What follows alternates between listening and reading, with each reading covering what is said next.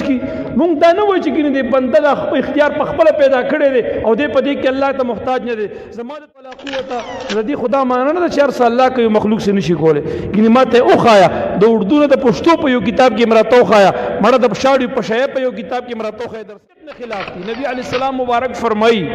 لعنت المرجئه على لسان 70 نبيا على لسان 70 نبيا مبارک فرمای په جبریو باندې چې دا څوک وي چې ارس الله کې مخلوق سے نشي کوله په دې باندې دا او یو انبیای کرام په جبه باندې لعنت ویل شوی دی دا او یو پیغمبرانو علیهم السلام په جبه بعضی به ته بيدینه وای ولید ولا حول ولا قوه سمانه ده نو خو ټیک ده کړه لا حول ولا قوه نشته بچ کېدل د ګنا نه او نشته د توفیق په نیکه باندې طاقت د نیکه مگر د الله د خوانه مونږ دا وایو چې دا توفیق او اختیار دا ورته الله ورکړي که چاته الله دا ورنکړي نو دا بنده به بیا نیکیو کی دا بنده به د ګناه نه ځان بوري ما ویل چې الله تعالی بندګانو ته په هیڅ کې نه محتاج او بنده په هر حالت کې الله تعالی ته محتاج دی الله تعالی مختار کل دی الله تعالی علی کل شیء قدیر دی الله غنی دی الله صمد دی الله عزیز دی الله غالب دی الله تعالی علم محیط دی ما ته وړاندې دا خبره ختمه کی زمون خپل عقیده مې پاسان او آسان ټکو بیان کا اوس دا چې ولا حول ولا قوه ردی خدا معنا نه چې هر الله کوي مخلوق سے نشي کوله ګینه ماته وښایا د اردو نه د پښتو په یو کتاب کې مراته وښایا مړه د شاړي په شیعه په یو کتاب کې مراته وښایا در سره منم خو خیراته چې کتاب او چې نه په کتاب کې ني او ته د ګډ تشریح کې نو زستا امتی ما او کنستا اتباع په ما لازم ده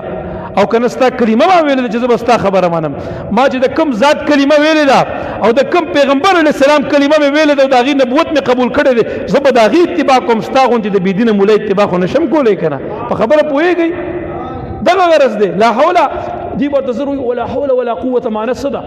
نو یو معنی دا چې نشته بچ کېدل د ګنا نه او نشته د توفیق د نیکه او طاقت د نیکه مگر د الله د خوانه نو دا مون خورم بهم دا خبره وکا چې کوم انسان ته الله دا طاقت او قدرت ورکړي دي هغه سره الله حساب کوي چې دا نیکی دی ولې نه کړی دا ګناه دی ولې کړی دا قدرت ورته الله ورکو نو ځکه به دې تاسو کوي چې کوم چاته نه دی ورکړي ماشوم ته الله تعالی توفیق قدرت طاقت نه دی ورکړي عقل اختیار نه دی ورکړي هغه په قیامت کې تاسو کیږي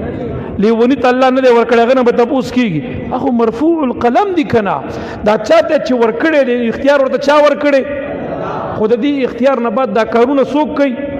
مخلوق کوي اوس دا چې سکو دا موتا کوي دا کارونه که خکو که بد کو دا موتا کو دا موت امتحان دی دارل امتحان دی دا د امتحان یو کور دی دلته الله په خپل بندګانو باندې ازمیختونو امتحانات کوي څنګه امتحان کوي الله تعالی عقل اختیار او طاقت درکو پوهه درته خدای درکا خلارم درته خلا او بدن درته خلا او خبره ماته یو مرګري ویل په دې لګو وضاحت وکا روشنی مال په دې خو مشکل ګرځه کړي وي خیر دی ستاده خبري وې آسان دي موږ په آسان پويګو ما ورته لو به کم هغه په کې سراز او صغرز به پکيو یندا خبره موږ بار بار کړي دي بار بار مو کړي دي خو دا غي په وینا باندې بیا وکا